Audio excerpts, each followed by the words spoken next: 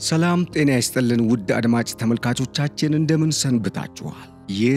ገበያ ሚዲያ ነው። ፕሮግራማችን ከገበያ ሚዲያ ዘውትር ምሽት 3 ሰዓት ተኩል ላይ ወደ እናንተ የሚደርሰው ገበያ ፖድካስት የተሰኘው ልዩ ዝግጅታችን ነው። በዛሬው የገበያ ፖድካስት ልዩ ዝግጅት እንደተለመደው ከኢትዮጵያ ብሔራዊ ጥቅም ጋር የተሳሰሩ ወሳኝ መረጃዎችን ይዘናል። ቀዳሚ ወዳደረግነው መረጃ ስናልፍ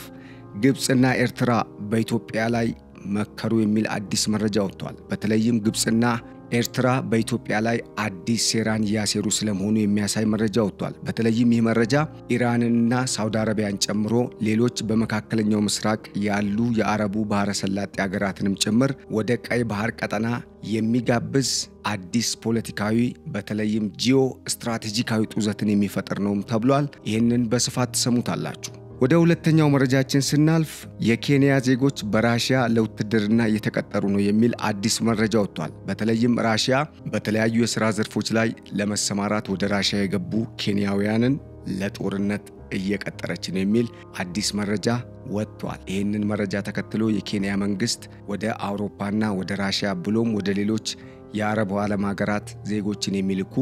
ደላላዎችን አስሶ በማሰር ላይ ስለመሆኑም ተጠቁሟል። ይህንንም በዝርዝር ተሰሙታላችሁ። ወደ ሌላኛው ጉዳያችን ስናልፍ የግብጽ በአባይ ወንዝ ላይ ልትሰራ ያቀደችው በተለይም ይሄ መረጃ በጣም ወሳኝ መረጃ ነው። ግብጽ ከዚህ ቀደም ከቪክቶሪያ ሐይቅ ተነስቶ ከሜዲትራኒያን ባህር ጋር የሚቀላቀል ሰው ሰራሽ አዲስ የንግድ ቀጠናን ለመስራት አቅዳ ኢትዮጵያ ላይ በተለየ ምስራቅ አፍሪካ ቀጠና ሀገራትን ስታሳምጽ ነበር። ይሄ ፕሮጀክት እውን መሆን እንደማይችልና በተለይም ከፍተኛ የሆነ ገንዘብ የሚጠይቅ ከመሆኑ ጋር ተያይዞ ሀገራቱም በግብጽ ላይ ጥርጣሬ የተፈጠረባቸው እንደሆነ የሚያሳይ መረጃ ወጥቷል። ይህንንም በስፋት እንሰማዋለን። በተለይም ከዚህ መረጃ ጋር ተያይዞ እነኚህ ሀገራት ሰው ሰራሽ ወደብና አዲስ የንግድ መስመርን ሊዘረጋላቸው እንደሆነ ተነግሯቸው ከግብጽ ጋር በተወሰነ ተስማምቶ የነበረበት ሁኔታ እንዳለ የሚያሳይ ነው። ይሄ በሌላ አነጋገር ኢትዮጵያን ክደው እንደነበርም የሚያሳይ ነው። ነገር ግን አሁን ላይ ይሄ ግብጽ ያወጣችው ወይም አሳካዋለሁ ብላ እንደ እቅድ የያዘችው ፕሮጀክት የሚሳካ ወይም እውን መሆን የማይችል እንደሆነ ተገልጿል። ይሄም በግብጾች ላይ ምን ፈጠረ፣ ለኢትዮጵያ ደግሞ ምን አመጣ፣ በስፋት የምናየው ይሆናል። ወደ መጨረሻው አጀንዳችን ስናልፍ የዓለም አቀፉን ፍጥጫ እናገኛለን። በተለይም ቻይናና አሜሪካ እንደዚሁም ብሪክስና የምዕራቡ ዓለም መፋጠጣቸውን የሚያሳዩ መረጃዎች እየመጡ ነው። ብሪክሶች በተለይም አዲስ የዓለም አቀፍ ስርዓት እንዲመጣ ከመፈለጋቸው ጋር ተያይዞ በቻይና በራሺያና በአሜሪካ ብሎም በአውሮፓ ህብረት መካከል ያለው ጡዘት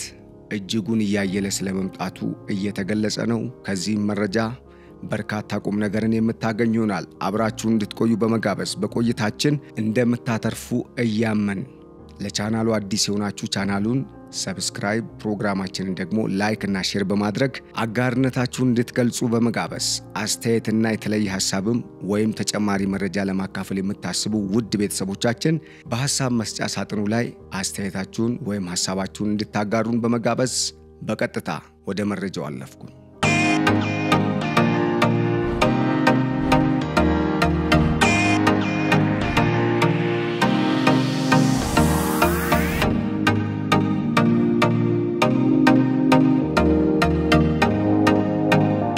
እንግዲህ ቀዳሚ ያደረግነው መረጃ ግብጽና ኤርትራ በኢትዮጵያ ላይ መከሩ የሚለው መረጃ ነው። ይሄ መረጃ እንግዲህ አሁን ላይ ኢትዮጵያ በተለይም የታላቁ የኢትዮጵያ ህዳሴ ግድብን ካስመረቀች በኋላ በምስራቅ አፍሪካ ቀጠና በአፍሪካ እንደ አህጉር እንደዚሁም በዓለም አቀፍ ደረጃ ያላት የዲፕሎማሲ አቅም ብሎም ተቀባይነቷና የተደማጭነት አቅሟ እጅጉን እያየለ መጥቷል። ይሄም ከምን ጋር የተያያዘ ነው? በቀጣይ ዓለም የዋተር ፖለቲክስ ወይም ይሄ ሃይድሮ ፓወር ላይ መሰረት ያደረገ የኃይል ሚዛን ጨዋታ ውስጥ እየገባ ስለሆነ ኢትዮጵያ ደግሞ የአፍሪካ የውሃ ማማ የሚል ስያሜ የተሰጣት በአራቱ አቅጣጫ ወደ ሁሉም ጎረቤት ሀገሮች የሚፈሱ ወንዞችን ከውስጧ ከጉያዋ አውጥታ የምትሰጥ ወይም ደግሞ ያላት ሀገር ከመሆኗ ጋር ተያይዞ በቀጠናው ላይ በጣም ተፈላጊ ሀገር እየሆነች ነው። ከዚህም ባለፈ ኢትዮጵያ በቅርቡ እንግዲህ ለህልውናዬ መሰረት ነው እንደዚሁም ደግሞ ለቀጣይ ለመጻኢ ለኢትዮጵያ የወደፊት ህልውናና የኢኮኖሚ እድገት ለአጠቃላይ ሁለንተናዊ መነሳሳት እጅጉን ጠቃሚ ነው ስትል በማሰብና በማቀድ ታሪካዊ ህጋዊና ተፈጥሯዊ የሆነ መብቷን ለማስከበር የባህር በር ጥያቄ አቅርባ ነበር። በተለይም ይህ የባህር በር ጥያቄ ከኤርትራ ጋር በቀጥታ የሚያያዝ ነው። እንደሚታወቀው የኤርትራ መንግስት የግብጽ በምስራቅ አፍሪካ ሙሉ አምባሳደርነት ካባን ለብሶ አጀንዳዋን ያስፈጸመ የሚገኝ መንግስት ነው የኢሳያስ አፈወርቂ መንግስት። ከዚህ ጋር ተያይዞ በሰጥቶ መቀበልና ዊን ዊን በሚባለው ወይም ደግሞ ማንም ተሸናፊ በሌለበት ነገር ግን ሁለቱም ተጠቃሚ በሚሆኑበት አግባብ የኢትዮጵያ መንግስት እስካሁን ለኤርትራ መንግስትና ለሌሎቹም በዚህ ቀጠና ላሉ በተለይ ለኢትዮጵያ ጎረቤት ሀገር ናቸው ለሚባሉ እንደ ጅቡቲ፣ ሶማሊያ፣ ኬንያ፣ ደቡብ ሱዳን ራሷ ሰሜን ሱዳንም ጭምር ለኤርትራም ጭምር ያብረን እንስራ በጋራ እንልማ ወይም ይሄ ሪጂናል ኢንተግሬሽን የሚባለው የአፍሪካ ህብረት 2030 እና አጀንዳ 2063ን የሚመለከተውንም ከግምት ውስጥ በማስገባት ይሄንን ነገር ተግባራዊ ለማድረግ ሙከራ ያደረገ ነው የኢትዮጵያ መንግስት የሚገኙ።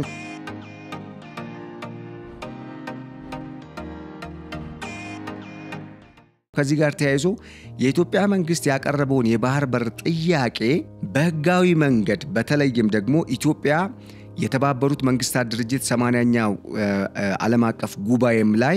ይህን ጉዳይ በይፋ አንስታ ዓለም አቀፍ ዕውቅና እንዲሰጠውም ግፊት በማድረግ ከ30 በላይ የሚሆኑ ሀገራት መደገፋቸውን ተከትሎና ከዚህ ቀደም በተሰራው የዲፕሎማሲ ስራ ምክንያት የኢትዮጵያ መንግስት ዓለም አቀፍ ተቀባይነቱ ያየለ ወይም እየጨመረ ከመምጣቱ ጋር ተያይዞ ይህንን የባህር በር ጉዳይ በጣም ባጠረ ጊዜና እንደዚሁም ደግሞ ሌሎች ሀገራት ለኤርትራ ድጋፍ ለመስጠት እድል በማይፈጥር መልኩ ነገሮች ሊቋጩ ይችላሉ የሚል ስጋት ስለነበረውና ስላለው የኤርትራ መንግስት ብሎም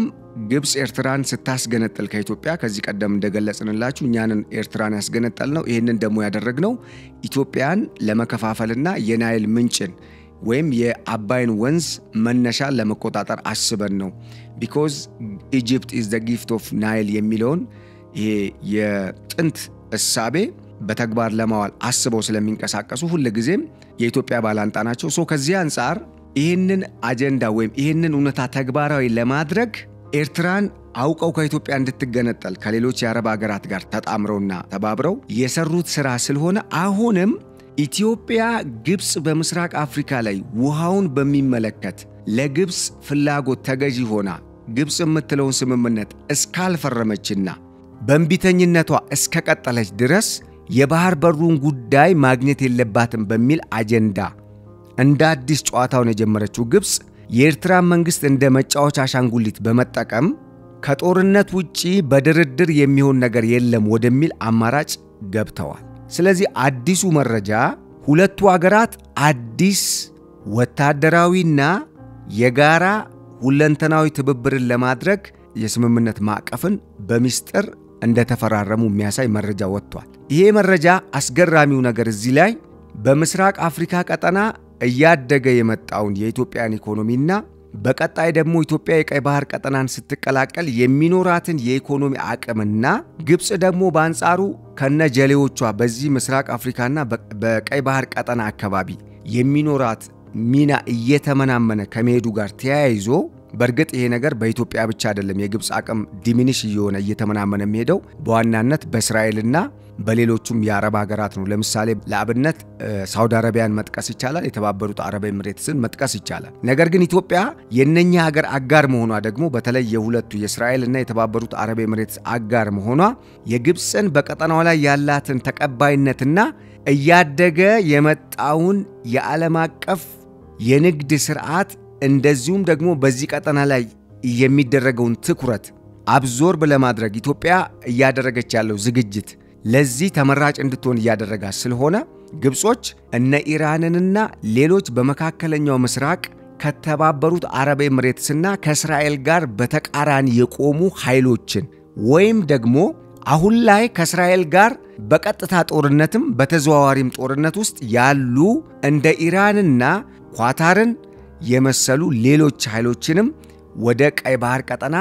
ለመጋበዝ ስለመስማማታቸው መረጃው ይጠቁማል።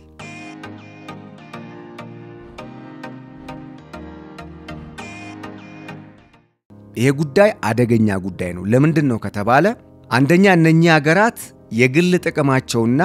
እነሱ እስራኤልን በመጥላት ኦር ደግሞ እስራኤል በዚህ ቀጠና ላይ ያላትን የበላይነትም ሆነ እንደ ሀገር ለመቀጠል ህልውናዋን የሚፈታተን አደጋ መፍጠር ስለሆነ አጀንዳቸው ኢትዮጵያም ሆነች የትኛውም በዚህ ቀጠና ያለ ሀገር ከእስራኤል ጋር አብሮ ተጣምሮ እየተንቀሳቀሰ ነው የሚለውን ነገር ካመኑበት ጥቃትን ለመፈጸም ወደ ኋላ የሚሉ ወይም የሚደራደሩ አይሆኑም። በተጨማሪ ደግሞ የኢትዮጵያን በቀጣይ ወደ ቀይ ባህር ቀጠና የመምጣት ጉዞም ለማኮላሸት በማሰብ ነው። ይሄ በዋናነት በግብጾች የተጠነጠነ ወይም ደግሞ እነሱ ራሳቸው ጎንጉነው አውጠንጥነው ያመጡት ትልቅ የፖለቲካ ሴራ ነው። ይሄ ጂኦፖለቲክሱን አጠቃላይ በምስራቅ አፍሪካ ያለውን የፓወር ዳይናሚክስ ሽፍት እንዲያደርግ at the same time ደግሞ ነውጥ እንዲበዛ ለማድረግ ታስቦ የተሰራ ነው። ምክንያቱም ግብጽ ከዚህ ከምስራቅ አፍሪካ ቀጠና ቢያንስ ሁለት ሀገር መሃል አለ በኢትዮጵያና በግብጽ መካከል። በሌላ አነጋገር ከምስራቅ አፍሪካ ቀጠና ግብጽ ራቅ ብላ የምትገኝ ሜዲትራኒያን ባህርና የቀይ ባህር ቀጠናን ሰሜናዊ ክፍል ብቻ በብዛት የምታካልል ሀገር ነች። ስለዚህ የዚህ ወላፈን ብዙም ላይነካት ይችላል። እነኚህን ሀገራትና ኃይሎች በዚህ ቀጠና ላይ እንዲሳተፉ ወይም ወደዚህ ቀጠና እንዲመጡ በማድረግ በአንድ በኩል የምስራቅ አፍሪካ ቀጠናን በማመስ ወይም ደግሞ የሚያምሱ ዓለም አቀፍ የሽብር ቡድኖችም በሌላ በኩል እንዲሰማሩ በማድረግ እንደዚሁም ደግሞ በፎርማሊ በሚደረግ ስምምነት ደግሞ ከኢራንን ከመሰሉና ከሌሎች ትልልቅ መሳሪያዎችን ከታጠቁ አሊያም ደግሞ በዚህ ቀጠና ላይ በዋናነት ቀደም ሲል ከተቀስኳቸው ከእስራኤልና ከተባበሩት አረብ ኤሚሬትስ እንዲሁም ኢትዮጵያን ከመሰሉ በዋናነት ደግሞ በምዕራባውያን የሚዘወረውን ይህንን ቀጠና በምዕራባውያን እጅ ቶታሊ እንዳይወድቅና ምዕራባውያን በዚህ ቀጠና ላይ የነበራቸው ሚና እንዲቀንስ አሊያም እንዲጠፉ ከሚፈልጉ ኃይሎች ጋር በመተባበር ኢትዮጵያ ቀጠናውን እንዳትቀላቀል ታሪካዊ ህጋዊና ተፈጥሯዊ መብቷ እንዳይከበር ለማድረግ ታሳቢ ተደርጎ የተፈጠረ ጥምረት ነው። ሌላው ጉዳይ ከሰሞኑ ራሺያና ኢትዮጵያ፣ እስራኤልና ኢትዮጵያ፣ ፈረንሳይና ኢትዮጵያ፣ ኬንያና ኢትዮጵያ በቀጣይ ደግሞ የካሜሩንም ጦር የሞሮኮም የታንዛኒያም በተለይ በዚህ በምስራቅ አፍሪካ ቀጠና ያሉ ከኢትዮጵያ ጋር ቀደም ሲል ይሄንን ጉዳይን መሰረት በማድረግና በሌሎች ቀጠናዊ የሰላምና የጸጥታ የደህንነት ጉዳዮችን መሰረት በማድረግ እንደዚሁም ዓለም አቀፍ ሽብርተኝነትን ለመከላከል በማሰብ የተፈረሙ ወታደራዊ ስምምነቶችን ዋቢ በማድረግ የሆነ ጥቃት ቢመጣ ከኢትዮጵያ ጋር ሊሰለፉ የሚችሉ ኃይሎች መብዛታቸው ያሰጋቸው የኤርትራው ፕሬዝዳንት ኢሳያስ አፈወርቂና ፕሬዝዳንት አብዱል ፈታህ አልሲሲ እነኚህ ሀገራት በእኛ ላይ ሊፈጥሩ የሚችሉትን ጫና መቋቋም የምንችለው አይዘር ከእስራኤል በተቃራኒ ቆመው ነገር ግን ከጀርባቸው ደግሞ ትልልቅ መሳሪያዎችንና ልክ የምዕራቡ ዓለምን በአሁኑ ወቅት በጣም በከፍተኛ ሁኔታ እየተገዳደሩ ካሉ እንደ ቻይና ካሉ ሀገራት በቂ ድጋፍ ያገኛሉ ተብሎ የሚታመኑ ሀገራትንም በማሰለፍ ግብጽ ገንዘብ ሳታወጣ ኃይልም ሳታባክን ቀጠናውን ቢዚ በማድረግ ኢትዮጵያንም የባህር በር ለማግኘት የምታደርገውን ግስጋሴ በመግታት አይዘር ደግሞ ረጅም ዘመን እንዲፈጅ በማድረግ ፕሮክሲ ዋር በዚህ አካባቢ በመፍጠር ኤርትራና ግብጽ የጨዋታው ዘዋሪ ኢትዮጵያና በቀጠናው ያሉ ሌሎች ሀገራት ደግሞ ተዘዋሪ ወይም ደግሞ የትርምስ ማዕከል እንዲሆኑ የሚያስችል ድብቅ ሚስጥራዊ የሆነ ስምምነት ስለማድረጋቸው ነው የተነገረው።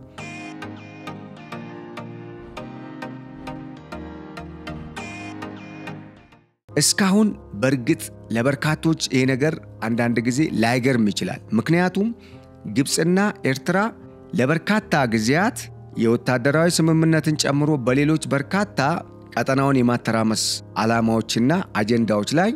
በጥምረት ብዙ ነገር ሲሰሩ ነበር። ራሷ ኤርትራም የመገንጠሏ ጉዳይ ከኢሳያስ አፈወርቂ መንግስትና ከኢፒኤልኤፍ ኤርትሪያን ፒፕል ሊበሬሽን ፍሮንት ከሚለው በኋላ ላይ በፊት ደግሞ ጀባ ከነበረው ቡድንም ጋር በርካታ የሆኑ ደባዎችን አሻጥሮችን በኢትዮጵያ ላይ በመፈጸም የበርካታ የኢትዮጵያን ህይወት እንዲያልቅ ወይም እንዲያልፍ ብዙ የሆነ መስዋዕትነት እንዲከፈል ግብጽ የአንበሳውን ድርሻ ተወጣለች። አሁን ላይ ከሰሞኑ እስራኤል በዓለም አቀፍ ደረጃ መገለል ቢደርስባትም ከአቋሟ ወይ ፍንክች ስላለችና በተለይ ደግሞ ግሬተር እስራኤል የሚለውን ይሄ ታላቁ እስራኤልን ለመመስረት እስራኤል በቅርቡ ያወጣችውን የታላቋ እስራኤልን መልሶ የመገንባት እቅድና በይፋ ያሳወቀችውን ወይም ያወጀችውን ካርታ መሰረት በማድረግ በግብጽና በእስራኤል መካከል ከፍተኛ የሆነ ውዝግብ የሚያስነሳ ምናልባትም ወደ ከፍተኛ የሆነ ቀጠናዊ ጦርነት የሚያድግ ይህንን የመካከለኛው ምስራቅ ቀጠናን የሚያምስ ለሌሎቹ አረቦችም ደግሞ ከፍተኛ የሆነ ስጋትን የሚፈጥር ወይም ደግሞ መልእክት የሚሰጥ ጦርነት ከእስራኤል ጋር ይጠብቃታል ግብጽ ወይም እስራኤል ከግብጽ ጋር ልታደርግ ነው። በዚህ በታላቋ እስራኤል ግንባታና በዋናነት ደግሞ ከዚህም በተጨማሪ የዓለም አቀፉን የንግድ መስመር ያ ማለት የህንድ ውቅያኖስንና የቀይ ባህርን አቋርጦ ወደ ሜዲትራኒያን ባህር የሚሻገረውንና በአብዛኛው የምዕራቡ ዓለም የአውሮፓ ሀገራትን ብሎም የካስፒያን እንደዚህ እስከ ራሽያ ድረስ የሚሄደውን የብላክ ሲንም አካባቢዎች አካቶ የያዘውን የንግድ መስመር ለመቆጣጠር እስራኤል አይዘር የሲናይ በረሃንና ሲዩስ ካናልን ሙሉ በሙሉ መቆጣጠር ወይ ደግሞ የቤንጉሪዮን የተሰኘውን ትልቁን አዲስ የዓለም አቀፍ የንግድ መስመር እውን ማድረግና በተለይ የምዕራባውያን መርከቦችና ከእስራኤል ጋር በጥምረት የሚሰሩ ሀገራት በዛጋ መርከቦቻቸውን እንዲያሳልፉ ለማድረግና ግብጽን በኢኮኖሚ ለማዳከም ይዛ በመጣችው ቅድ መሰረት በዚህ በቀይ ባህር ቀጠና ላይ የኢትዮጵያ ሚና ከፍተኛ እንደሆነ እስራኤሎች ያምናሉ። ምክንያቱም ከዚህ ቀደም በአብዛኛው ይሄ ቀጠና አረብ ነን በሚሉ በግብጽ በሚዘወሩ የአረብ ሊግ አባል ነን በሚል ግን ደግሞ በአረብ ሊግ ውስጥ ሚና በሌላቸው አገራት የሚዘወር ኦር ደግሞ በዚህ በቀይ ባህር ቀጠና የሚንቀሳቀሱ ያላቸው ለምሳሌ የቀይ ባህር ፎረም የሚባል በዚህ የቀይ ባህር ፎረም ውስጥ እስራኤል፣ ጆርዳን፣ ሳውዲ አረቢያ፣ ግብጽ፣ ሰሜን ሱዳን፣ ኤርትራ፣ ጅቡቲና ሶማሊያ ናቸው የታቀፉት። ኢትዮጵያ ይሄን የሚያክል ግዙፍ ኢኮኖሚ ይዛ በጣም ሪች የሆነ የናቹራል ሪሶርስ ስፔሻሊ ደግሞ በሚነራልም ኢንተርምስ ኦፍ በሰው ኃይልም እንደዚሁም ደግሞ ሬር አርዝ የሚባሉ በዓለም ላይ በጣም ውስን ቦታዎች የሚገኙ መጠናቸውም ደግሞ ውስን የሆነ ግን ደግሞ በጣም ውድ የሆኑ ማዕድናትን የያዘች ሀገር ሆና ሳለ የነበራትንም የባህር በር በእነኚሁ በአረብ ሊግ አባል ሀገራት ትብብርና በግብጽ ዋና አጀንዳና ተንኮል ጠንሳሽነት ተነቅጣ እንድትገለል ስለተደረገች እነኛ ሀገራት እንዲዘውሩበት ነው የተደረገው። እነኛ ሀገራት ደግሞ አብዛኛዎቹ ፌልድ ስቴት ናቸው። ለምሳሌ እስራኤል በሞሳድ አማካኝነት ባስጠናችው ጥናት ኤርትራ፣ ሱዳን፣ ጅቡቲ ራሷ ጅቡቲ፣ ሶማሊያ አሁን ደግሞ እንደ አዲስ የመንግስትነት ዕውቅና ያላገኘችው ሶማሊላንድ ትንሽ የተወሰነ ራሷን ያጠናከረች ብትመጣም በአብዛኛው በውጭ መንግስታት ድጋፍ ጸጥታዋን የምታስከብር ወይም ደግሞ የውስጥ እና የውጭ ደህንነቷን የምትጠብቅ ሀገር ከመሆኗ ጋር ተያይዞ በዚህ ቀጠና ላይ አዋጪና ምናልባትም የዓለም አቀፍ ሽብርተኝነትን ከመከላከል አልፎ ይህንን የዓለም አቀፉን የንግድ ቀጠና ሴኪውርድ በማድረጉ ረገድ ከኢትዮጵያ ጋር የሚስተካከል በእነኚህ በምስራቅ አፍሪካ ቀጠና ከሚገኙ ሀገራት መካከል ሌላ ሀገር አይኖርም ወይም የለም። ኬንያም ርቀት ላይ ስላለች የህንድ ውቅያኖስን የምታዋስን ስለሆነች ማለት ነው።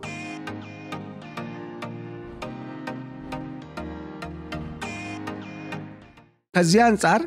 እስራኤልና ኢትዮጵያ የፈጠሩት ወታደራዊ ጥምረት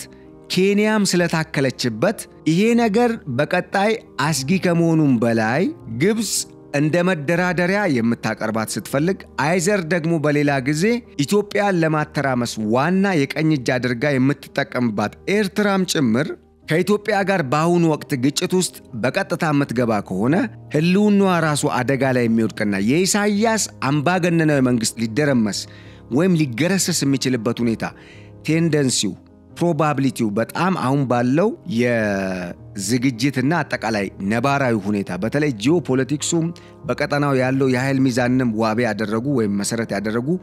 የጂኦፖለቲክስ መረጃዎችን የትንተና መረጃዎችና የወታደራዊ አቅም ልኬት ደረጃዎችን መሰረት ያደረጉ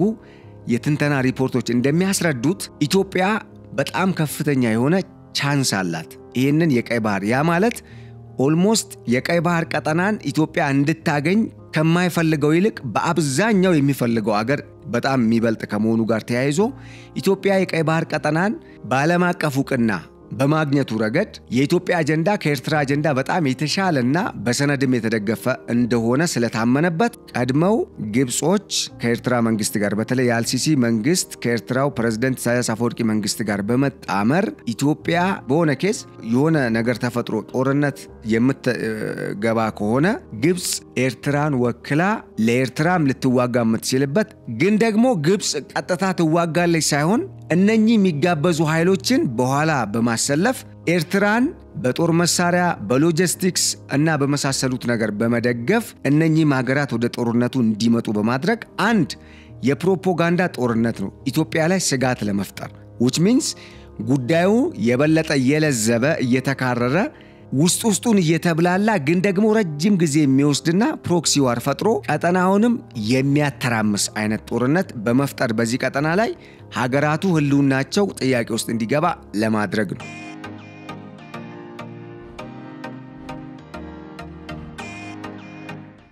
ሌላኛው ጉዳይ ደግሞ መደራደሪያ ጊዜን የበለጠ ለኤርትራ መንግስትም ለግብጽም የሚገኝበትን ጊዜ ለማራዘም ወይም እድል ለመፍጠር ነው። ለምንድነው ከተባለ እነኚህ ኃይሎች ወደዚህ ቀጠና ገብተዋል ከተባለ የኢትዮጵያ መንግስት ያደረገ የነበረውን የጦር ዝግጅትም ካለ ኦር ደግሞ ለማድረግም አስቦ ከሆነ አይዘር ደግሞ አሁን ባለው የኃይል አሰላለፍ ስርዓት ውስጥ በተለይ በዚህ በምስራቅ አፍሪካ በኃይል ሚዛን ምዘናና እንደዚሁም በወታደራዊ አቅም በዲፕሎማሲው ረገድ ኢትዮጵያ ከፍተኛ የሆነ ተጽዕኖን እየፈጠረች ስላለች እነኚህ ሀገራት በሌሉበት የተሰራው የዲፕሎማሲ ስራና የተገኘው ውጤት እነኚህ አሁን ወደ ቀይ ባህር ቀጠና ሊጋበዙ ይችላሉ ወይም ለመጋበዝ ኢንፋክት አሁን ሊጋበዙ ይችላሉ አይደለም ተጋብዘዋል። ለምሳሌ ኳታር ተጋብዛለች፣ ኢራን ተጋብዛለች። ነገር ግን ከኢራንና ከኳታር ኋላ የሚዘውረው ሌላ እጅ ወደዚህ ቀጠና እንዲመጣ የሚደረግ ከሆነ ኢትዮጵያ የባህር በሩን ለማግኘት ከዚህ ቀደም ስታደርግ የነበረውን ዝግጅት ድጋሚ ልትከልስ ነው ማለት ነው። ስለዚህ እነሱም ኢትዮጵያን ቢዚ ማድረጊያ ወይም ደግሞ የመንግስትን አጀንዳ መገዳደሪያና ምናልባትም ይሄ አጀንዳ ለረጅም ጊዜ እየተንከባለለ እንዲሄድ የሚያደርጉበት ሌላ አጀንዳ የሚፈጥሩበት የሐሰት ፕሮፓጋንዳ መንዛት የሚችሉበትን እድል ሊያገኙ ነው ማለት ነው። ስለዚህ እነኚህን ነገሮች ታሳቢ በማድረግ ነው ግብጽ ራሷ በቀጥታ ጦርነት ውስጥ አትገባም። ይሄንን በሶማሊያ አይተናል። በየመን ለምሳሌ ግብጽ በዚህ ቀጠና ሰላም እንዲመጣ ከፈለገች መጀመሪያ የጋዛን ጉዳይ ነው ማስተካከል ያለባት። ይሄን ሁሉ ቀጠናዊ ችግር እየፈጠረ ያለው አንዱ የጋዛ ጉዳይ ነው። ከጋዛው ጉዳይ በላይ ደግሞ የናይል ወንዝ ነው። ምክንያቱም ስምምነቱ በግብጽ በኩል በ1959 የተፈረመው ስምምነት ካልሆነ ሌላ ስምምነት አይመለከተንም ወይም አይፈረምም በሚል ነው። በሌላ በኩል ደግሞ ግብጽ ሁሉ ጊዜ ቀጠናው ላይ እኔ ብቻ ተጠቃሚና የበላይሉን የሚለው አጀንዳ በራሱ አሮጋንትነት ስለሆነ ይሄም ችግር ፈጥሯል። ይህንን ማስተካከል ሲገባ አሁን በኢትዮጵያ በኩል የታላቁ ኢትዮጵያ ህዳሴ ግድብ ተመርቆ የዲፕሎማሲ አቅምም እያደገ ሌሎች አውትሉኮች አመለካከቶች በተለይ የቀጠናው ሀገራትም ወደ ግብጽም ኖ ማለት የሚያስችል አጀንዳዎችን ሞርወር ሲጀምሩ ይሄ የመጨረሻ እድል ነው። ይሄ ለሀገር ብሔራዊ ጥቅም በምንም መልኩ የሚናገር የሚከራከር መንግስት መቆየት የለበትም። ስለዚህ ኢትዮጵያን በዚህ መልኩ ማጥፋት አለብን፣ ሌሎች ኃይሎችንም መጋበዝና አጠናክረን መቀጠል አለብን የሚል እንግዲህ አጀንዳን አንግበው ምስጢራዊ ወይም ህቡ የሆነ ጥምረት ይሄ ማለት ከወትሮ በተለየ ሌሎች ኃይሎችን ያካተተ የቀይ ባህር ቀጠና አዲስ የኃይል አሰላለፍ ስርዓትን የሚያመጣ ወይም የሚፈጠር የፓወር ዳይናሚክሱን ሽፍት የሚያደርግ ሌላ ለውጥን ሊያመጣ የሚችል ስርዓት ውስጥ ወይም እንቅስቃሴ ውስጥ ገብተዋል ማለት ነው። እዚህ ጋር ሳውዲ አረቢያ ከኢራን ጋር አሁን ላይ እንደ ድሮ አይደለችም። ምክንያቱም ድሮ በጣም የተካረረ ግጭት ውስጥ ነው የነበሩት። በተለይ በአይዲዮሎጂም ደረጃ የሚግባቡ ስላልሆኑ ምንም እንኳን ሁለቱም ሙስሊም ሀገራት ቢሆኑ ማለት ነው የሚከተሉት አይዲዮሎጂ የተለያየ ስለሆነ በጣም የተካረረ ነገር ነበር። አሁን ግን እስራኤል በእነኚህ በቀጠናው ባሉ ሀገራት ላይ በፈጸመችው ጥቃት ሁሉም ስጋት ስለገባው በቅርቡ ከፓኪስታን ጋር ስምምነት ያደረገችው ሳውዲ አረቢያ አሁን ኢራን ወደዚህ ቀጠና ብትመጣ ጥቅሟ እስካልተነካና እስከተጠበቀ ድረስ ዝም ልትል ትችላለች የሚል ግምት አለ። ይሁንና ግን የምዕራባውያኑ ሀገራት ኃይል የሚያይል ስለሆነ ሳውዲ አረቢያ የምትጠቀመው አፕሮች ወይም የምትሄድበት መንገድ ከዚህ ቀደምም እንደነገርናችሁ ዌይት ኤንድ ሲ ነው። ነገሩ ይጥራ ነው። ስለዚህ በዚህ የኃይል አሰላለፍ ውስጥ የግብጽ አጀንዳ ወይም የግብጽ ቡድን የሚያሸንፍ አይነት ከሆነ ከግብጽ ጋር ትሰለፋለች። ኢትዮጵያ የምታሸንፍ ከሆነ ደግሞ ከኢትዮጵያ ጋር ትሰለፋለች ነው።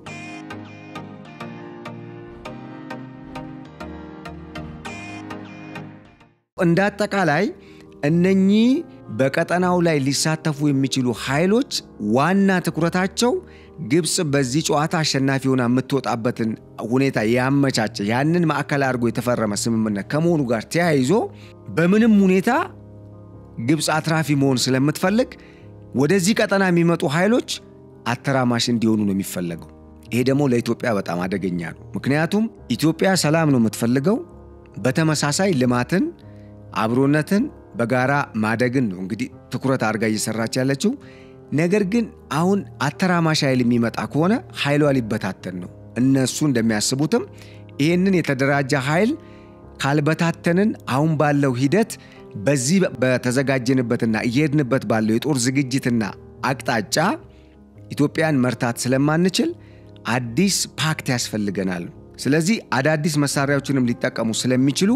እዚህ ላይ የኢትዮጵያ መንግስት ጥንቃቄ ማድረግ እንዳለበት ለማሳሰብ እንወዳለን ማለት ነው። ይሄንን እዚህ ጋር ንክታውና ወደ ሁለተኛው መረጃችን ስናልፍ የኬንያ ዜጎች በራሺያ ለውትድርና እየተቀጠሩ መሆናቸውን የሚያሳይ መረጃ ወጥቷል። እንግዲህ የኬንያ ዜጎች ልክ እንደ ኢትዮጵያውያን ዜጎች ወይም እንደ ሌሎች በምስራቅ አፍሪካ በሚገኙ ሀገራት የሚኖሩ ወይም ደግሞ የተወለዱ ዜጎች ወደ አረቡ ዓለምም ወደ አውሮፓም ወደ እስያም ወደ ሩቅ ምስራቅም ወደ ተለያዩ ብቻ እስያ ውስጥ ሆኖ ወደ መካከለኛው ምስራቅ እንደዚሁም ወደ ሩቅ ምስራቅ አገራት በመሄድ የተማሩት በተለይ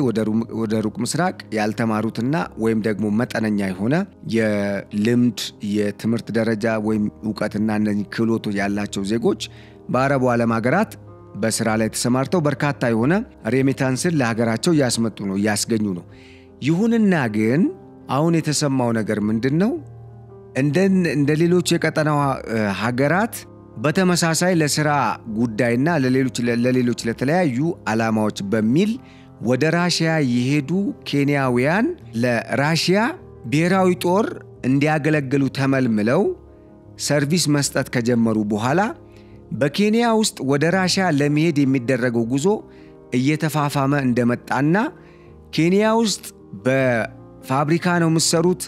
እንደዚሁም ደግሞ የተለያዩ የንግድ ሱቆችና በትራንስፖርቱ ዘርፍ የተለያዩ የትራንስፖርት አገልግሎትን የሚሰጡ ተቋማትና እንደዚሁም ደግሞ ድርጅቶች ውስጥ ነው የምትቀጠሩት በሚል በርካታ ዜጎችን ወደ ራሺያ እየወሰዱና ራሺያ ከዩክሬን ጋር በገባችው በዚህ በጣም አውዳሚ በተባለው ጦርነት ውስጥ እንዲማገዱ ወይም እንዲሳተፉ ያደረገች ነው የሚል ራሺያን የሚተች ኬንያን ደግሞ ተጎጂነቷንና በተለይ ለኬንያ መንግስት ደግሞ ትልቅ የዓለም አቀፍ የዲፕሎማሲ ውድቀትን ሊያስከትል የሚችል ፐርፐዝሊ የታቀደበት ዓላማ ነው ወይም ደግሞ የዲፕሎማሲ ጨዋታ ነው ወይም ጦርነት ነው የተከፈተበት።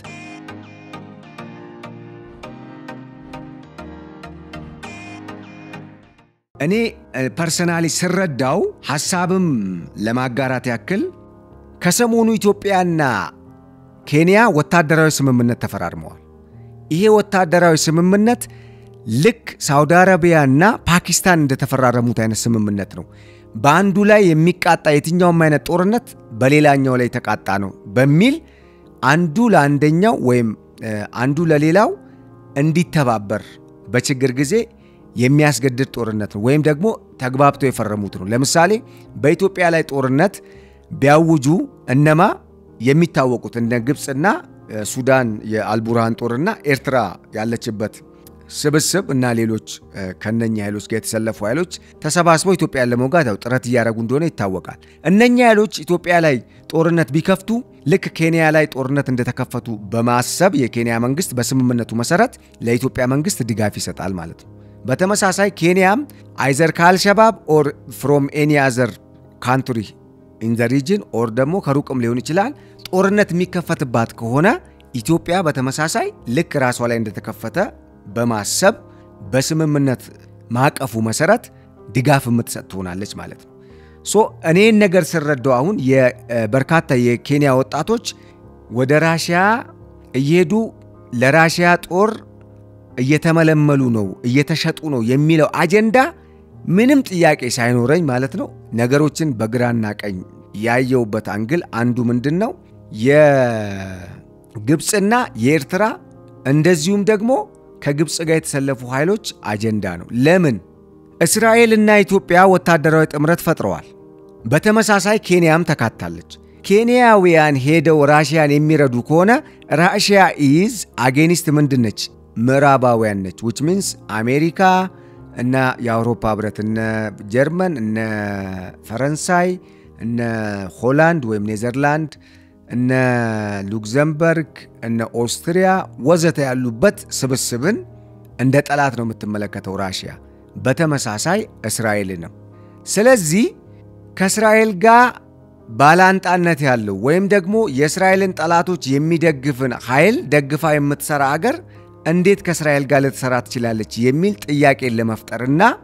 ከኢትዮጵያ ጋር የቆመችውን ኬንያን የሚመራውን መንግስት የዊሊያም ሩቶ መንግስት ጥያቄ ውስጥ በማስገባት የዓለም አቀፍና የውስጥ ጫና እንዲበረታበት ወይም እንዲነሳበት ተቃውሞ እንዲመጣበት ለማድረግ ፐርፐዝሊ የተሰራ የዲፕሎማሲ ጦርነት ይመስለኛል ይሄ ፕሮፓጋንዳ ነው መመልከት እንችላለን መረጃውን ያካፈልኳችሁ ቀጥላለሁ ምክንያቱም ይሄ አጀንዳ የኢትዮጵያና የኬንያ ወታደራዊ ጥምረትና ወይም በስምምነቱ ኢትዮጵያና ኬንያን ያጣመረው ታሪካዊ የተባለው ከ62 ዓመት በኋላ የተፈረመው ወታደራዊ ስምምነት ከተፈረመ ከቀናት በኋላ ኬንያውያን በራሺያ ለውትድርና እየተቀጠሩ ነው ወይም እየተመለመሉ ነው የሚለው መረጃ መሰራጨቱ ኬንያና ኢትዮጵያ እስራኤል መካከል ወይም ምዕራቡ ዓለም መካከል ያለውን ግንኙነት ለማጠልሸት ለማፍረስ ኦር ደግሞ የሆነ ንፋስ በመሃል ለማስገባት ፐርፐዝሊ የተከፈተ የዲፕሎማሲና የስነ ልቦና ጦርነት ነው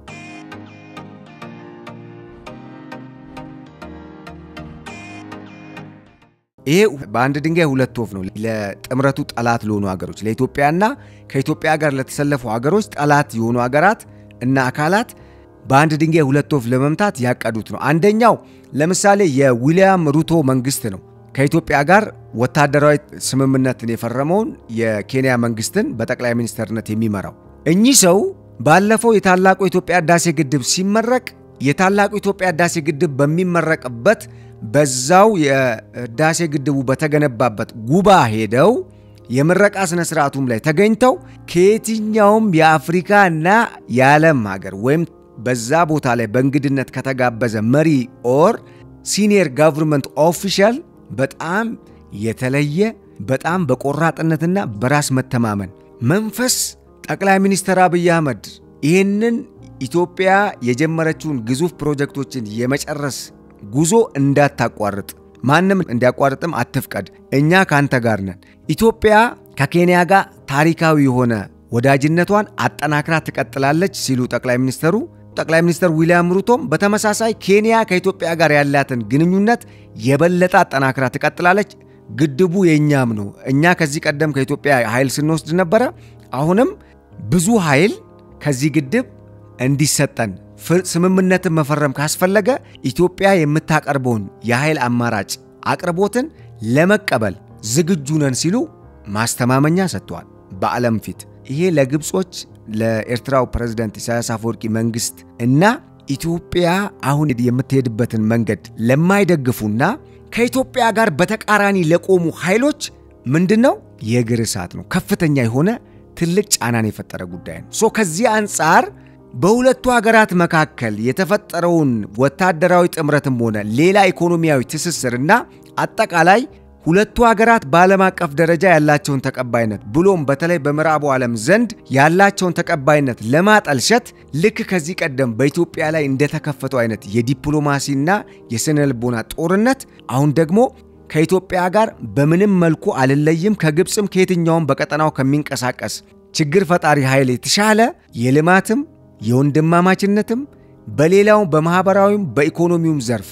ወዳጅነትም ሆነ ጠንካራ ትብብርን በመፍጠር ለጋራ የወደፊት እድገትም የምታስፈልገን ሀገር ኢትዮጵያ ነች ብለው የቆሙትን የኬንያን ህዝቦች ወይም የኬንያን መንግስት እንዳጠቃላይ ለማጠልሸት ዲፕሎማሲያዊ ኪሳራ እንዲገጥመው ለማድረግ ሆን ተብሎ የተከፈተ የዲፕሎማሲና የስነ ልቦና ጦርነት ነው። ስለዚህ በዚህ መረጃ የኬንያ መንግስት በሀገር ውስጥ ያሉ ደላሎችን አስሶ አድኖ እያሰረ እንዳለ የሚገልጽ ሲሆን መረጃው ከዚህም ባለፈ በርካታ ኬንያውያን መንግስታቸው እያወቀም ነገር ግን በቸልተኝነት ምክንያት በዩክሬንና በራሺያ መካከል እየተደረገ ባለው አውዳሚ ጦርነት ውስጥ እንዲማገዱ ወይም በዛ ጦርነት ውስጥ ራሺያን ወግነው ለራሺያ ደግፈው በራሺያ ጎን ቆመው ዩክሬንን እንዲወጉ ወይም ደግሞ አውሮፓውያንን እንዲወጉ ማለት ነው። ምክንያቱም አውሮፓውያን የውክልና ጦርነት ነው በዩክሬን እያካሄዱ ያሉት። ራሺያ ከኔቶ ጋር ነው፣ ከና አሜሪካ ጋር ከአውሮፓ ህብረት ጋር ነው በእጃዙር እየተዋጋች ያለችው። ስለዚህ እነሱን የሚወጉ ሆነው ተሰልፈዋልና እናንተ የምዕራባውያን ሀገራት ኬንያንም ኢትዮጵያንም የምትረዱት እነኛ ሀገራት ግን ከራሺያ ጋር እየሰሩ ነው የሚል የሁለቱን ሀገራት ዲፕሎማሲ ለመጣል የተፈበረከ ነው።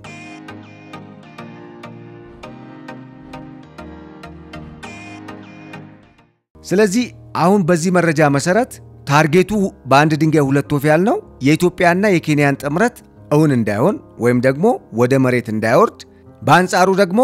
ኤርትራ በጦርነቱ እንዳትሸነፍና ግን ደግሞ ጦርነቱ እንደማይቀርም የሚያሳይ ነው። ምክንያቱም ለምን ሰጉ ስንል ምክንያቱም ኢትዮጵያ የባህር በሩን ጉዳይ የህልውና ጉዳይ ነው ብላለች። የህልውና ጉዳይ ደግሞ አይቀርም አይተውም መቼም የማይቀር ስለሆነ ጦርነት ደግሞ ለኤርትራው ፕሬዝዳንትና ለአልሲሲ ቀጠናውን ለማተራመስ አንዱና ብቸኛ ስትራቴጂ ነው። በነገራችን ላይ ጊዜያዊ ታክቲካል የሆነ እንትን አይደለም፣ ስትራቴጂካዊ የሆነ መንገዳቸው ነው ለነሱ ቀጠናውን ለማመስ። ቢኮዝ እስካሁን ግብጽ እኮ ከምስራቅ አፍሪካ ቀጠና ሄዶ ያመሳት ኃይል የለም። ኢትዮጵያን ግን ከግብጽና ከግብጽ አካባቢ መጥቶ የሚያመሳት ኃይል ሁሌ አለ እስካሁን። ስለዚህ ግብጽ በዚህ ትርምስ አትራፊ ስለምትሆን ያንን ትርምስ ስለምትፈልገውና ጦርነቱ ደግሞ በተለይ ጦርነት አውዳሚ ብቻ አድቃቂ ስለሆነ አውዳሚ ብቻ ሳይሆን የሀገርን ኢኮኖሚ ክፉኛ የሚጎዳ ስለሆነ ኢትዮጵያ አሁን ከኬንያ ጋር ተጣምራ እንደዚሁም ከታንዛኒያ ከሞሮኮና ከግብጽ ባላንጣ ከሆኑ የአፍሪካ ሀገራት ጋር ኢቭን ከዛምቢያም ከናይጄሪያም ጋር ኢትዮጵያ ተጣምራለች ማለት በብዙ መልኩ በኢኮኖሚም በሌሎች ዘርፎችም አብራ እየሰራች ነው። በተለይ ደግሞ ከሞሮኮ ከታንዛኒያ ከዛምቢያ ከኬንያ ጋር ከመሳሰሉ ሀገራት ጋር በወታደራዊ አቅም ግንባታና በአብሮ በመስራትና በትብብር ዘርፍ ወይም ተባብሮ ጠላትን ለመመከት የሚያስችሉ የስምምነት ማዕቀፎችን ተፈራርማለች። እነኚህ ስምምነቶች የኢትዮጵያን ወታደራዊ አቅምና አደጋን ከመከሰቱ በፊት የመከላከል ዲተር የማድረግ አቅሟን እያሳደገው ስለመጣና ግብጽ አይኗ እያየ ለ14 ዓመታት ዝዝትበት የነበረውን ግድብ አንድ ዝንብ እንኳን ላዩ ላይ ሳያርፍበት ወይም በግብጽ የተላከ ተንኮለኛ እዛ ቦታ እንዳሰበው አልተላከም አይደለም። ብዙ ሺህ ኢትዮጵያውያን ሞተዋል። ከዚህ ቀደም ተናግረናል ለመጠበቅ ግድቡን። ነገር ግን እነሱ እንዳሰቡት መፍረስም ማፍረስም ሆነ ማስተጓጎል ሳይችሉ ቀርተው ኢትዮጵያ በኩራት ግድቡን ማስመረቅ የቻለችበት አቅም ላይ የደረሰች በመሆኗ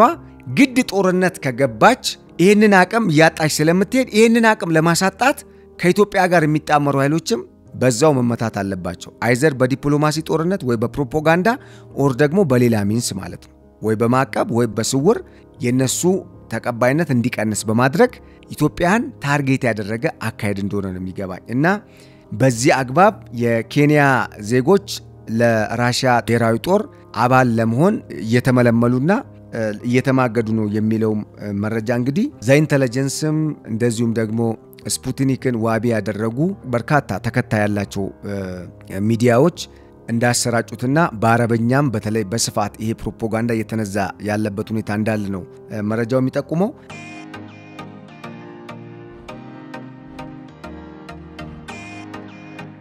ወደ ቀጣዩና ወደ መጨረሻው ሁለቱ አጀንዳዎች ሲሄድ እንግዲህ ግብጽ በአባይ ወንዝ ላይ ከዚህ ቀደም ከቪክቶሪያ ሐይቅ ተነስቶ ካርቱም ላይ ከኢትዮጵያ ከሚነሳው ጥቁር አባይ ወይም ብሉ ናይል ጋር የሚጣመረው ወይም የሚቀላቀለው የዋይት ናይልን ነጩ ናይል ወይም አባይ የሚያካልላቸውን ሀገራት ወይም አልፏቸው የሚመጣባቸውን ሀገራት ወንዙን ተከትሎ ከሜዲትራኒያን ባህር ጋር የሚገናኝ አዲስ ሰው ሰራሽ የባህር ንግድ የሚካሄድበት የንግድ መስመርን ለመገንባት ኦር ደግሞ ለመፍጠር አቀዳ እነኛ ሀገራት የናይል ኢኒሺየቲቭን ኢትዮጵያ በተለይ በዋናነት አዘጋጅተዋለች የሚባለውንና በርካታ በተለይ ከ6 በላይ ሀገራት የተግባቡበትን ይሄንን የናይል ኢኒሺየቲቭ ስምምነት እንዲያፈርሱና ኢትዮጵያም ይሄንን ስምምነት እንድትቀድ ጫና እንዲፈጥሩባት ለማድረግ የተጠቀመችበት ፕሮጀክት በጣም ከፍተኛ ቢሊየን ዶላሮችን የሚፈጅ ከመሆኑና ከጊዜውም አንፃርና ካለውም ነባራዊ ሁኔታ አንፃር እውን መሆን የማይችል ከመሆኑ ጋር ተያይዞ ግብጽ ያቀረበችው ሐሳብ ውድቅ ስለመሆኑ ነው እየተነገረ ያለው። ይሄ ደግሞ ግብጽን ክፉኛ ሲያበሳጭ እነኚህ የናይል ኢኒሺየቲቭ አገሮች ዳግም ወደ ኢትዮጵያ ፊታቸውን እንዲያዞሩ እንዳደረጋቸውም ተጠቁሟል። በተለይም እንደ ዩጋንዳ፣ ኬንያ፣ በዋናነት ደግሞ ደቡብ ሱዳን፣ ሩዋንዳና ብሩንዲን ጨምሮ በዚህ በናይል ተፋሰስ ውስጥ ያሉ አገራት ወደ ኢትዮጵያ ፊታቸውን እንዲያዞሩና ከኢትዮጵያ ጋር ንግግር ማድረግ የግድ እንደሆነ እንዲያምኑ እንዳደረጋቸው ይሄንን መረጃ ከትረስት የኒውስ ማሰራጫ ተቋም የተገኘ ምንጭ አረጋግጦልናል ማለት ነው። በሌላ በኩል ደግሞ የግብጽ የውጭ ጉዳይ ሚኒስተርና ራሱ ፕሬዝዳንት አብዱል ፈታህ አልሲሲ ከዚህ ቀደም በጋሃድ በርካታ የምስራቅ አፍሪካ ቀጠና ሀገራትን ከናይል ተፋሰስ ውጭ ያሉትንም እንደነ ጅቡቲ፣ ሶማሊያንም ጨምሮ ከኤርትራ ውጭ ያሉ የቀጠናው ሀገራትን በካይሮ ቤተመንግስት በመጥራት ኢትዮጵያ ላይ እንዳያምፁ እና ጀርባ እንዲሰጡ የማግባባት ስራ ሲሰሩ በርካታ ሚሊዮን ዶላሮችን መድበው ነበር። በዛን ወቅት አንዱ ያነሱትና ትልቁ በቀጠናው ሌላ ግብጽን ከፍተኛ የሆነ የኢኮኖሚ አቅም እንድትገነባ ያደርጋታል ወይ ያስችላታል ብሎ ያሰቡት ይሄ ከሌክ ቪክቶሪያ ከቪክቶሪያ ሐይቅ ተነስቶ ሜዲትራኒያን ባህር የሚደርሰውን አሌክሳንድሪያን ካይሮን ቆርጦ ሜዲትራኒያን ባህር ጋር የሚቀላቀለውን የወንዝ አዲስ የባህር መንገድ እንሰራለን ወይም ደግሞ ድንጋይን ሌሎች እነኚህ መርከቦችና ጀልባዎች እንዳይንቀሳቀሱ የሚያደርጉ በውሃ ውስጥ ያሉ ጉዝ አካላትን በማጽዳትና ወጥነት ያለው የባህር ትራንስፖርት ሊሰጥ የሚችል የውሃ አካል በመፍጠር ሌላ እነኚህ የላንድ ሎክድ የሆኑ የባህር በር የሌላቸው ሀገራት የባህር በር እንዲኖራቸው አደርጋለሁ። ለዚህም በርካታ ስትራቴጂዎችን በመቀየስና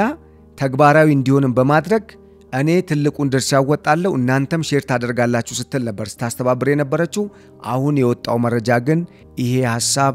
እንደማይሳካና ምናልባት የሚሳካም ከሆነ በሀገራቱ በራሳቸው አቅምና ጥረት እንጂ በግብጽ እንዳልሆነ የተረዱበትና ግብጽም በዚህ የተወገዘችበት እንደሆነ ተገልጿል። ይሄም ግብጾችን ክፉኛ ስለማናደዱ ነው የተገለጸው።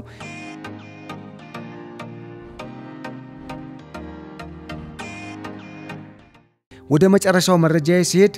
የዓለም አቀፉን ፍጥጫ ነው የምናየው። አሁን ላይ ቻይና ታይዋንን ለመውረር ከፍተኛ ዝግጅት እያደረገች እንደሆነና ራሺያም ከቻይና ጎን ነኝ ስትል ማረጋገጫ መስጠቷ ተገልጿል። በአንጻሩ ለሶማሌላንድ የሀገርነት ዕውቅና መስጠት ይገባል የሚል አቋምን ይዛ የምትገኘው አሜሪካ ታይዋን አገርነቷ እንዲረጋገጥ ከፍተኛ የሆነ ጥረት እያደረገች እንደሆነ ተገልጿል። በዚህም ምክንያት አዲስ ዓለም አቀፍ ስርዓት እንዲመጣ የሚፈልጉት የብሪክስ አባል ሀገራት ይህንን የአሜሪካና የምስራቁ ብሎክ በተለይ ደግሞ በቻይና መካከል የተፈጠረውን ውዝግብ መሰረት በማድረግ የጋራ የሆነ ጦርን ሊመሰርቱ የሚችሉበት ሁኔታ እንዳለ ተመላክቷል። እንግዲህ እንደሚታወቀው የብሪክስ ስብስብ ሳውዝ አፍሪካን፣ ብራዚልን፣ ራሺያ፣ ቻይና፣ ህንድን፣ የተባበሩት አረብ ኤሚሬትስ፣ ራሷ ኢትዮጵያን እናም ሌሎችም ሀገራትን በውስጡ ያካተተ እንደሆነ ተገልጿል። እንግዲህ ግብጽንም ሳውዲ አረቢያንም የሚያካተት ኢቭን ኢራንንም ያካተተ ስብስብ ነው። ከዚህ ጋር ተያይዞ እነኚህ አገራት በዓለም አቀፍ ደረጃ ምዕራባውያን የማይዘውሩት አዲስ ስርዓት አሁን ምዕራባውያን በሚዘውሩት ምትክ እንዲመጣ ከመፈለጋቸው ጋር ተያይዞ በጣም ከፍተኛ ፍጥጫ ውስጥ ስለመግባታቸውና አሜሪካም ከትላንት በስተያ በቨርጂኒያ በሚገኘው እንግዲህ የትልቅ የጦር ቤዟ እንደዚሁም ደግሞ እንዳጠቃላይ ፔንታጎን በዓለም አቀፍ ደረጃ ካሉት አጠቃላይ ሀገራት በአራት እጥፍ የሚበልጡ የጦር ቤዞቿን የሚመሩ የጦር ጀነራሎችና የባህር ኃይል አመራሮች ወይም ጀነራሎችና አድሚራሎችን ጠርታ አዲስ ስምሪት ስለመስጠቷና ይሄም የነበረውን ስርዓት ይሄ ፕሮ ዌስተርን የሆኑ ፕሮ አሜሪካ የሆኑ አሜሪካ በበላይነት ከፊት ሆና የምትመራው ስርዓት እንዲቀጥል በሌላ በኩል ደግሞ ራሺያ ቻይናና የብሪክስ ስብስብን የያዘው አዲስ የዓለም አቀፍ ስርዓት እንዲመጣ የሚፈልገው ኃይል ደግሞ ሌላ አዲስ ስርዓት ለማምጣት የሚያደርገው ጥረት እውን እንዲሆን በሚደረገው እንቅስቃሴ ውስጥ ሁለቱ ኃይሎች ወደ ሶስተኛው ዓለም ጦርነት አሊያም ደግሞ ወደ ለየለት ጦርነት ውስጥ ሊገቡበት የሚችሉበት የኃይል መገፋፋት መሳሳብ ምልክቶች እየታዩ እንደሆነ መረጃዎች ጠቁመዋል። በርካታ የደህንነትና እንደዚህ የጦርነት ብሎም ደግሞ በጣም ሚስጥራዊ የሚባሉ መረጃዎችን በማካፈል የሚታወቀው ስፑትኒክ ዘኢንተለጀንስ እንደዚሁም ደግሞ ዘኒውዮርክ ታይምስም በዚህ ጉዳይ ላይ በጣም ሰፋፊ መረጃዎች የትንተና መረጃዎችን እያወጡ ነው ያሉት። እነኚህ መረጃዎች እንደሚያመላክቱት አሜሪካ ይሄ የነበረው ስርዓት የተወሰነ ማሻሻያ ይደረግለት እና ይቀጥል፣ በሌላ በኩል ደግሞ የበላይነቴ ግን እንዳለ መቀጠል አለበት የሚል አቋም ስትይዝ፣ በአንጻሩ በምስራቁ በኩል ያሉት በተለይ ቻይናና ራሺያ አሜሪካ የምትዘውረውም ሆነ ምዕራቡ ዓለም እንደፈለገ አትራፊ የሚሆኑበት ገንዘብ ብቻ ያተመ የሌላውን ሀገር ኢኮኖሚ የሚያቆረቁዝበት የነበረውና ያረጀው ስርዓት መቀጠል የለበትም ሲሉ እንግዲህ አቋም ይዘው ራሺያ በዩክሬን ላይ ባወጀችው ጦርነት ቻይናና የሰሜን ኮሪያው መሪ ኪም ጆንግ ኡን ጦር ጭምር በማስፈር ወይም ወታደሮችን ጭምር በማዝመት ድጋፍ ያደረጉ ቻይና በአንጻሩ የተለያዩ የጦር መሳሪያዎችን በመርዳትም ኢራንም ጭምር ለራሺያ ድጋፍን በማድረግ የራሺያ የበላይነት በዚህ ጦርነት እንዲመጣ ማድረጋቸው ይታወቃል። ይሄንን ተከትሎ እንግዲህ አሁን ቀጣዩ ጉዞ ወደ ታይዋን እንደሆነ እየተገለጸ ነው። በዚህም ቻይና ታይዋንን ለመውረር እያደረገች ባለው ጥረት ራሺያ ከቻይና ጋር እንደምትቆምና በምንም አይነት መልኩ አሜሪካን ጨምሮ የትኛውም ሌላ ሀያል ሀገር ራሺያንም ሆነ ቻይናን የሚገዳደር ነገር በፓሲፊክ እና በአትላንቲክ ውቅያኖስ ቀጠና የሚያደርጉ ከሆነ እንደዚህ አይነት እንቅስቃሴዎችን የሚፈጽሙ ከሆነ የአጸፋዊ ምላሹ ሊከብድ እንደሚችል ቻይና የራሺያና እንደዚሁም ደግሞ የብሪክስ ሉክ ቡድኖች በዋናነት ደግሞ የህንድ የብራዚልና የሳውዝ አፍሪካ ሉክ ቡድኖች ተሰብስበው ስለመወሰናቸው የሚያሳይ መረጃ እንግዲህ አመላክቷል ማለት ነው። ይሄ እንግዲህ በቀጣይ አዲስ የዓለም አቀፍ ስርዓት ይመጣል ወይስ ደግሞ ይሄ አሁን ያለው የዓለም አቀፉ ስርዓት ራሱ ሼፕ ይደረጋል የሚለውን ጉዳይ አነጋጋሪ እንዲሆን አድርጎታል። ውድ አድማጭ ተመልካቾቻችን ለዕለቱ ያዘጋጀንላችሁ የገበያ ፖድካስት ልዩ ዝግጅታችን ይሄንን ይመስል ነበር። በዛሬው ቆይታችን በርካታ ቁም ነገሮችን እንደገበያችሁ በማመን በቀጣይ ከመሰል ከኢትዮጵያ ብሔራዊ ጥቅም ጋር የተገናኙ ወሳኝ መረጃዎችን ይዘን እንደምንመጣ በመግለጽ በቀጣይ እስክንገናኝ ድረስ መልካሙን ሁሉ ተመኘን። ሰላም።